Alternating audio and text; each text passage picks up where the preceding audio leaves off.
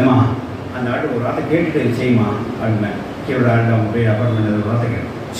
அவன் நம்மளை பற்றி என்ன நினைப்பாங்க, அது அறிந்த ஆட்களுக்கு போய் நான் கேட்க சொல்கிறேன். நம்மளை பற்றி என்ன நினைப்பாங்க அப்படின்பா.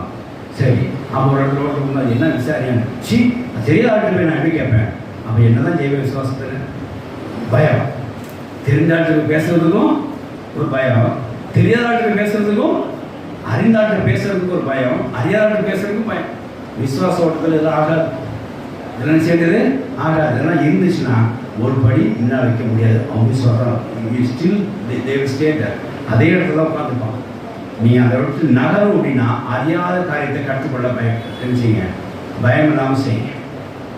படிக்க பிள்ளைகள் உங்களுடைய கர்த்தரை வாசலோட மேய்ச்ச கண்டடைனா நீங்கள் அறியாத கத்தரிச்சனும் கற்றுக்கொள்ள வேண்டும். வேலைக்காக காத்திருக்கிறவர்கள் கர்த்தருக்கு திறந்த வாசலோட போய் மேய்ச்சலை கண்டடைனா நீங்கள் அறியாத கத்தரிச்சுங்க, உங்களை நீங்கள் கான்ஃபியர் பண்ணிக்கிங்க, மாற்றிக்கிங்க, கற்றுக்கோங்க. அது வராதியா, எனக்கு சூட் ஆகாதியா, எனக்கு பயமாக இருக்குது, இந்த பேச்செல்லாம் இருக்கக்கூடாது. ரூத்துக்கு அது இல்லை, ரூத்துக்கு இல்லாதனால மேய்ச்சலே பார்த்தா ரூத்துக்கு அது என்ன செஞ்சுப்பா விஷயோ இதெல்லாம் புது ஆட்கள் எங்களுக்கு சொந்தக்காரங்க யாருமே அதில் இல்லை, இந்த ஆட்களோட பேசுகிற என்ன தப்பான போவாங்க அப்படின்னு ரூத்து விலகி போயிருந்துன்னா நிச்சயமாக அந்த ஆசீர்வாதத்தை பெற்றுக்கொள்ள முடியாது. அவன் என்ன செஞ்சார், பயத்துக்கு இடம் கொடுக்கல. பின்னால் திரும்ப அந்த பேரண்ட்ஸை திரும்பி பார்க்குற ஒரு வாழ்க்கையை இடம் கொடுக்கல. தேவன் தான் நம்ம அடைக்கலாம், மாமியை தேவனை அடைக்கலாமா வச்சுருக்க